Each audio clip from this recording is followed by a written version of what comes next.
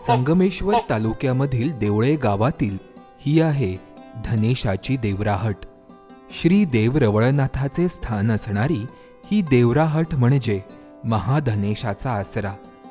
देवळे गावातील गावकरी धनेशाचा हा आसरा सांभाळण्याचे काम पोटतिडकीने करत असून त्यासाठी त्यांना मदत करतेय देवरुखची सह्याद्री संकल्प सोसायटी.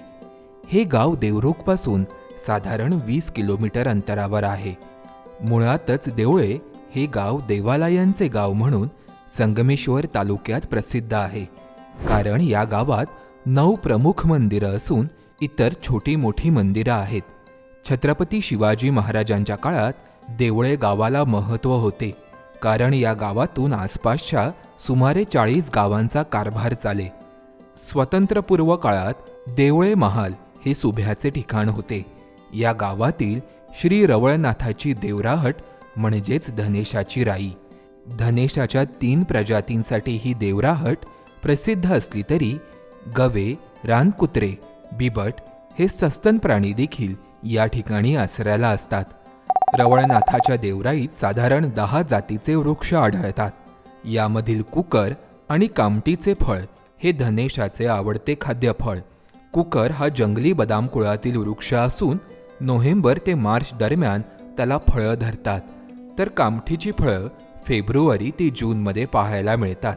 ही दोन्ही झाडं महाधनेशाचे मुख्य अन्न असून ती संपन्न जंगलाचे प्रतिनिधित्व करतात. गेल्या काही वर्षात या देवराहटीमधील झाडे जुनी होऊन त्यावर वीज पडून किंवा अन्य कारणाने कोसळली. त्यामुळे देवराहट विरळ होत गेली.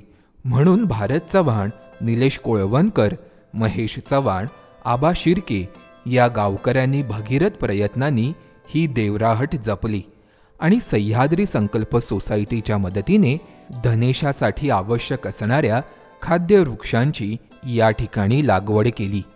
देवरायांची महती या दर गुरुवारी प्रसिद्ध होणाऱ्या या रील सिरीजमध्ये पुढच्या आठवड्यात जाणून घेऊया दापोली तालुक्यातील एका देवराईविषयी.